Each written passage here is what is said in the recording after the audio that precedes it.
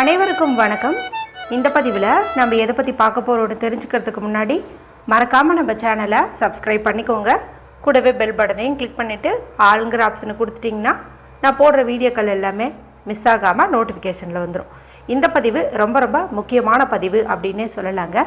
எதை பற்றிய பதிவு அப்படின்னு பார்த்திங்கன்னா, இன்றைக்கி ஏப்ரல் மாதத்தின் 2ஆம் தேதி, பங்குனி மாதத்தின் 19ஆம் தேதி, நிறைஞ்ச புதன்கிழமை. பொன் கிடைச்சாலும் புதன் கிடைக்காது அப்படின்னு சொல்லுவாங்க. மேலும் இந்த புதன்கிழமையானது மகாவிஷ்ணு வழிபாட்டிற்கும் அவர் அதிதேவதையாக கொண்ட புதன் பகவான் வழிபாட்டிற்கும் ஏற்ற ஒரு நாளாக கருதப்படுது. இந்த நாளை மேலும் விசேஷம் சேர்க்கும் விதமாக இன்றைக்கி நமக்கு வசந்த நவராத்திரியில் வரக்கூடிய 5ஆவது நாளான வசந்த பஞ்சமியும் இருக்குது. நிறைய பேர் நேற்று நான் வசந்த பஞ்சமின்னு போட்ட உடனேயும் ஏற்கனவே ஏப்ரல் மாதம் ஒரு வசந்த பஞ்சமி வந்ததில்லை அப்படின்னு சொல்கிறீங்க. அதாவது ஒவ்வொரு மாநிலத்திலையும் இந்த நவராத்திரியை ஒவ்வொரு விதமாக வழிபாடு செய்வாங்க. ஆனால் நம்மளுடைய பழக்கப்படி புரட்டாசி மாதத்துலேயும் பங்குனி மாதத்துலேயும் இந்த வசந்த நவராத்திரி அப்படிங்கிறத கொண்டாடுவாங்க. ஏன்னா புரட்டாசி அப்படிங்கிறது பார்த்திங்கன்னா மழைக்காலம் ஆரம்பிக்கக்கூடிய ஒரு காலம் அப்படின்னு சொல்லலாம். அடுத்து பங்குனி மாதம் அப்படிங்கிறது வெயிலினுடைய அந்த தொடக்க காலம் அப்படின்னு சொல்லலாம். இப்போ இந்த ரெண்டினுடைய ஆரம்பத்திலையும் நம்ம வசந்த நவராத்திரி விழா அப்படிங்கிறது ஒன்று கொண்டாடுவதன் மூலமாக அம்பிகை நமக்கு எந்த ஒரு நோய் நொடிகளும் வராமல், அதாவது மழைக்காலமாக இருந்தாலும் சரி வெயில் காலமாக இருந்தாலும் சரி, எந்த ஒரு நோய் தொற்றுகளும் வராமல் காப்பாற்றுவாங்க அப்படிங்கிறதுக்காக தான் இந்த வழிபாடு செஞ்சுட்டு வரோம். அதன்படி பார்க்கும்போது இன்றைக்கும் நமக்கு இந்த வசந்த பஞ்சமி இருக்குது. மேலும் இந்த நவராத்திரியினுடைய 4ஆவது நாள், 5ஆவது நாள், 6ஆவது நாள், இது மூணுமே பார்த்திங்கன்னா மகாலட்சுமி தாயார் வழிபாட்டுக்கு உகந்த ஒரு நாளாக கருதப்படுது. எப்போதுமே இந்த வளர்பிறை பஞ்சமி அப்படிங்கிறது நம்ம ஸ்ரீ பஞ்சமி அப்படின்னு தான் சொல்லுவோம். அதாவது மகாலட்சுமி தாயார் வழிபாட்டுக்கு உரிய ஒரு நாள் அப்படின்னு சொல்லுவோம். இப்போ வாராகியம்மன் பக்தர்கள்லாம் பார்த்திங்கன்னா இந்த நாளில் வாராகியம்மன் வழிபாடு செய்யலாம். வாராகியம்மன்னா யாருன்னே தெரியாதவங்க, அவங்கள வழிபாடு செஞ்சு பழக்கம் இல்லாதவங்க இந்த நாளில் மகாவிஷ்ணு வழிபாடு, மகாலட்சுமி வழிபாடு இந்த மாதிரி நம்ம தாராளமாக செய்யலாம். அற்புதமான பலன்கள் கிடைக்கும். இந்த நாள் ரொம்ப ரொம்ப விசேஷமானதாக இருக்கிறதுனால தான் ஒரு குறிப்பிட்ட பணவசிய குளியல் முறை குறித்து நேற்று இரவு ஒரு வீடியோ போட்டிருந்தேங்க. ரொம்ப அவசர பதிவுன்னு சொல்லி அதில் மென்ஷன் பண்ணியிருப்பேன். அந்த குளியல் முறையை வசந்த பஞ்சமியான இன்னைக்கு யார் எடுத்துக்கிட்டாலுமே நிச்சயமாக உங்களுக்கு எப்போதுமே பண வரவில் தடைகளே இருக்காது. ஏதாவது ஒரு வகையில் பணவரவு இருந்துக்கிட்டே இருக்கும் அப்படின்னே சொல்லலாம். ஒருவேளை நீங்கள் குளித்ததுக்கு அப்புறமா அந்த வீடியோ பார்க்குறீங்க, லேட்டாக தான் பார்க்குறீங்க அப்படிங்கும்போது இன்றைய நாள் முழுவதுமே, இன்னும் சொல்லப்போனால் நாளை அதிகாலை 4 மணி வரைக்கும் இந்த பஞ்சமி திதியானது இருக்குது. அதனால் இரவுக்குள்ளார கூட நீங்கள் எப்போ பார்த்தாலும் அதுபோல் தண்ணீரை ரெடி பண்ணிவிட்டு உங்களுடைய முகம் கை காலை கழுவிட்டு தலைக்கு நீங்கள் தெளிச்சுக்கிறது ரொம்ப ரொம்ப நல்லது. அடுத்து பார்த்திங்கன்னா 5 கற்பூரவள்ளி இலைகள் கிடச்சிச்சின்னா ஒரு பணவசிய பரிகாரம் செய்ய சொல்லியிருந்தேன்.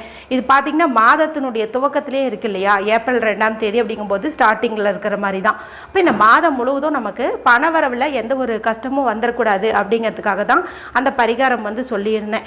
அதை நீங்கள் செஞ்சீங்கன்னா அபரிமிதமான பணவரவு ஏற்படும். இப்போ நான் மேலே சொன்ன அந்த 2 வீடியோக்களையும் நீங்கள் பார்க்காம இருந்தீங்கும்போது இந்த வீடியோ முடியும் போது வரக்கூடிய எண்டு ஸ்க்ரீனில் அதனுடைய லிங்க்கை நான் கொடுக்குறேன், மறக்காமல் செக் பண்ணி பாருங்கள். சரி, இப்போ இந்த பதிவுக்கான விளக்கத்துக்குள்ளே போகலாம். இதை யாரெல்லாம் செய்யலாம் அப்படின்னு கேட்டிங்கன்னா, பண கஷ்டம் நீங்கணும்னு நினைக்கிற ஆண்கள் பெண்கள் யார் வேண்டுமானாலும் செய்யலாம். மேலும் இதை சுத்தமாக இருக்கக்கூடிய பெண்களாக இருந்தீங்கன்னா இன்றைக்கி மகாலட்சுமி தாயார் படத்தை தூய்மைப்படுத்திட்டு சந்தன குங்குமம் இட்டுட்டு அல்லது மஞ்சள் குங்குமம் இட்டுட்டு வாசனை மிகுந்த மல்லிகை பூக்கள் சூட்டிட்டு இந்த பரிகாரத்தை நீங்கள் செய்யலாம். இல்லை எங்களால் பூஜை செய்ய முடியாத சூழ்நிலையில் நாங்கள் இல்லை, பீரியட்ஸில் இருக்கிறோம், வீட்டில் இன்றைக்கி நான்வெஜ் செய்கிற மாதிரி இருக்கும் அப்படின்னு நினச்சிங்கன்னா நீங்கள் மகாலட்சுமி தாயாரை மனதில் வேண்டிட்டு ஹாலில் உட்காந்து இந்த பரிகாரத்தை செய்யுங்க. எந்த நேரத்தில் இந்த பரிகாரத்தை செய்யணும் அப்படின்னு கேட்டிங்கன்னா, ராகு காலம் யமகண்டத்தை தவிர்த்து எந்த நேரத்தில் வேணாலும் செய்யலாம். இன்னும் கரெக்டாக சொல்லணும் அப்படின்னா மாலை 6 மணியிலிருந்து இரவு 10 மணிக்கு இடையே உள்ள நேரத்தில் செய்கிறது விசேஷம். இப்படி உங்களுக்கு எந்த டைம் வசதிப்படுதோ அந்த டைமில் நீங்கள் செய்யுங்க. காலையிலையும் செய்யலாம், டைம் கிடச்சிதுன்னா செய்யுங்க. மாலை நேரங்கிறது இன்னும் கொஞ்சம் நல்ல ஒரு பெஸ்ட்டான டைம்னு வச்சுக்கோங்களேன். அதனால் அந்த டைமில் செய்யறதுக்கும் முயற்சி பண்ணுங்கள். சரி, இதுக்கு தேவையான பொருட்கள் என்ன அப்படின்னு பார்த்தீங்கன்னா, ஒரு செம்பருத்தி பூ தேவைப்படுது. அதுவும் சிவப்பு நிறத்தில் இருக்கக்கூடிய ஒற்றையடுக்கு செம்பருத்தியாக இருக்கிறது விசேஷம். இந்த செம்பருத்தி பூ செடிக்கே நல்ல ஒரு பணவசிய சக்தியை கொடுக்கக்கூடிய தன்மை உண்டு. வாஸ்து தோஷத்தை நீக்கக்கூடிய தன்மை உண்டு. அதுவும் வாராகி அம்மனுக்காகட்டும், முருகப்பெருமானுக்காகட்டும், விநாயகருக்காகட்டும், சிவபெருமானுக்காகட்டும் இந்த செம்பருத்தி பூ அப்படிங்கிறது ரொம்ப ரொம்ப உகந்த ஒரு பூவாக வந்து பார்க்கப்படுது. அதுவும் ரெட் கலர் செம்பருத்தி, அதாவது சிவப்பு நிற செம்பருத்தி அப்படிங்கிறது அதிர்ஷ்டம் தரக்கூடியதுன்னு சொல்லலாம், பணவசியத்தை ஈர்க்கக்கூடியது அப்படின்னே சொல்லலாம். இதை வந்து நீங்கள் எடுத்துக்கோங்க. மேலும் அதை எடுத்துக்கிறதுக்கு இன்னொரு காரணம் இருக்குது. அதில் பார்த்தீங்கன்னா வெறும் 5 இதழ்கள் தான் இருக்கும். இது இன்றைக்கி பஞ்சமி திதியாக இருக்குது. இது வந்து 5ங்கிற நம்பரை குறிக்குது. அடுத்தது இன்றைக்கி புதன்கிழமை, புதன் பகவானுக்குரிய என்னென்னு பார்க்கும்போது 5. அடுத்தது வாராகி அம்மன் வழிபாட்டுக்குரிய நாள். வாராகி அம்மன் அப்படிங்கிறவங்களும் சப்த கன்னியர்களில் 5வதாக இருக்கக்கூடிய அம்மன். இப்படி எல்லா விஷயத்துலேயும் இந்த 5ங்கிறது பிரதானமாக இருக்கிறதுனால இந்த பூவை நம்ம எடுத்துக்கிறது பொருத்தமானதாக இருக்கும். அடுத்து ஒரு 5 ரூபாய் நாணயம் வந்து எடுத்துக்கோங்க. ஏன்னா பணம் தான் வந்து பணத்தை ஈர்க்கும். மேலும் 5ங்கிற எண்ணிக்கைக்கான காரணம் நான் முன்னாடியே வந்துட்டு சொல்லிட்டேன், அந்த நம்பர் வந்து வரணும் அப்படின்ட்டு. அதனால் 5 ரூபாய் வந்து ரொம்ப பெஸ்ட்டாக இருக்கும். பரிகாரத்துக்கு பயன்படுத்துறதுக்கு முன்னாடி சுத்தமான தண்ணீரில் வந்து இந்த காசை நீங்கள் கழுவிக்கோங்க. அடுத்து நமக்கு தேவைப்படுது அப்படின்னு பார்த்தீங்கன்னா ஒரு சிறு துண்டு பச்சை கற்பூரம் வந்து தேவைப்படுது. இந்த பச்சை கற்பூரம் அப்படிங்கிறது பணவசியத்தை ஈர்க்கக்கூடிய பொருள். மேலும் இன்னைக்கு மகாவிஷ்ணு வழிபாட்டுக்குரிய புதன்கிழமையாக இருக்குது இல்லையா, அவருக்கு பிரியமான பொருள் அப்படின்னு பார்க்கும்போது இந்த பச்சை கற்பூரத்தை வந்து சொல்லலாம். ஒரு சிறு துண்டு இருந்துச்சு அப்படின்னாவே போதும். அடுத்து நமக்கு ஒரு நூல் வந்து தேவைப்படுது. ஏதாவது ஒரு நிறத்தில் இருக்கிற நூல், வெள்ளையோ சிவப்போ மஞ்சளோ பச்சையோ எது இருக்குதோ அதை நீங்கள் எடுத்துக்கோங்க. இப்போ நான் சொன்ன இந்த பொருட்கள் எல்லாம் எடுத்துகிட்டு வீட்டில் அமைதியான இடத்துல உட்காந்துக்கோங்க. யாருக்கிட்டையும் பேசாதீங்க, டிவி பார்க்காதீங்க, மொபைல் பார்க்காதீங்க. மனசை நல்லா ரிலாக்ஸ் பண்ணிக்கோங்க.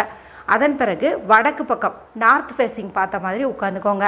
உட்காந்துட்டு ஒரு விரிப்பு விரித்து வச்சுக்கோங்க. ஏன்னா இது கீழே வச்சு பண்ண வேண்டாம். முதல்ல அந்த செம்பருத்தி பூ வந்து வைங்க.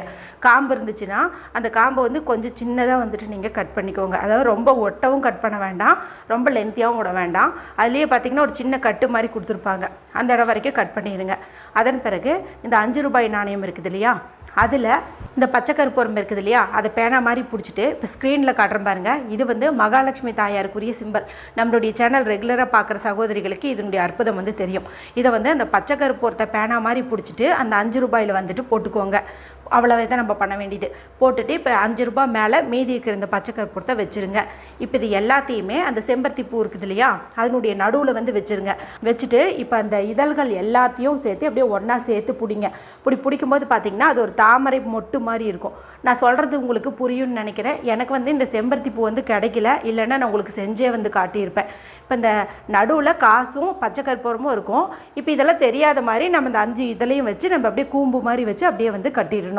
அதனுடைய நுனி பகுதியை கட்டுங்க. இப்போ பார்த்திங்கன்னா இந்த காசும் பச்சை கற்பூரமும் கீழே வந்து விழுகாது. ஏன்னா இதை நல்லா அப்படியே குடுவை மாதிரி வந்து அப்படியே மூடிக்கும். இந்த மாதிரி நல்லா வந்துட்டு கட்டிக்கோங்க. நுனி பகுதியை கட்டுனீங்கன்னாவே போதும், அது வந்து ஓப்பன் ஆகாது. நல்லா அந்த காசையும் வந்து பிடிச்சி வச்சுக்கும். இப்போ உங்களுடைய இடது உள்ளங்கையில் வச்சுக்கோங்க.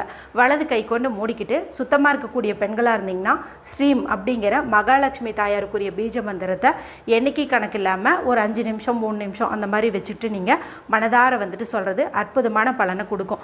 இல்லை நாங்கள் பீரியட்ஸில் இருக்கோம் அப்படின்னு நினச்சிங்கன்னா, நேற்று கூட நான் வீடியோவில் ஒன்று சொன்னேன் இல்லையா, பிளித்தோரா அப்படிங்கிற ஒரு வார்த்தை, அதை வந்துட்டு நீங்கள் சொல்லுங்கள். இது வந்து மிகுதியான பணவரவை கொடுக்கக்கூடிய அற்புதமான வார்த்தை.